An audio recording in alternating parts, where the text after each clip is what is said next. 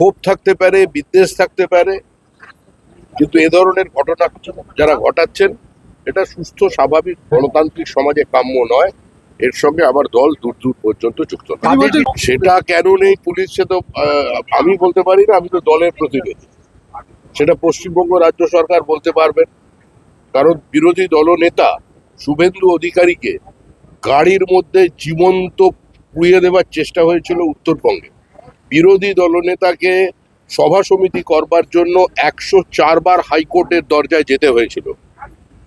যা অত্যাচার তৃণমূল কংগ্রেস করেছে আমাদের কর্মীদের সঙ্গে, আমাদের মহিলাদের সঙ্গে,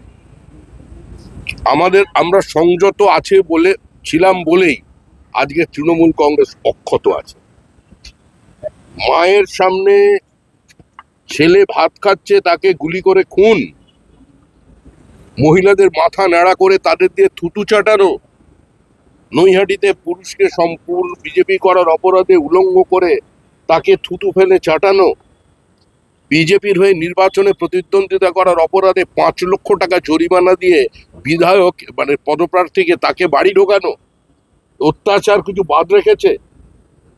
সন্তোষ ট্রফি খেলা একজন ফুটবলার বাগবাজার অঞ্চলে থাকেন, সুইগির জিনিসপত্র সাপ্লাই করে নিজের জীবন ধারণ করে, বিজেপির বুথে বসেছিল, মা অন্যের বাড়ির গৃহ পরিচারিকা, বাবা প্যারালিসিস, একজন প্রতিভাবান ফুটবলার, তার নখগুলোকে সারাছিদি উপড়ে নেওয়া হয়েছিল। যান দেখে আসুন, সেগুলো কভার করুন।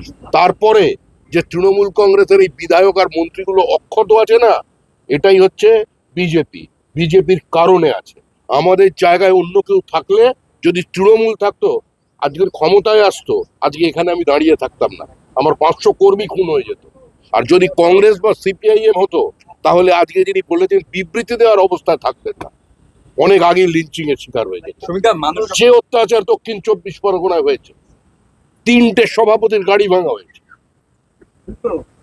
অকারণে যেভাবে মারধর করা হয়েছে মানুষকে, আমাদের ওখানকার প্রাক্তন জেলা সভাপতির কোমর চিরকালের জন্য সেটা নষ্ট করে দেওয়া হয়েছে।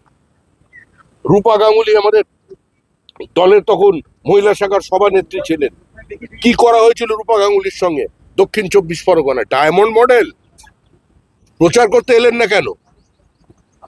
ফলতায় যে নির্বাচন হলো, প্রচার নেই কেন? কোথায় ডিজে, কোথায় রবীন্দ্রসঙ্গীত? এসব আর রাজনীতিতে চলবে না। শান্ত থাকুন, ভদ্রভাবে প্রত্যেক রাজনৈতিক দলের কর্মীরা আচরণ করুন, হিংসা বর্জন করুন। পশ্চিমবঙ্গের রাজনীতিকে এই হিংসামুক্ত করবার জন্য মানুষ রায় দিয়েছেন। মানুষের আবেগকে, মানুষের ইচ্ছাকে মর্যাদা দিয়ে সবাই এ ধরনের কাজকর্ম থেকে বিরত থাকুন।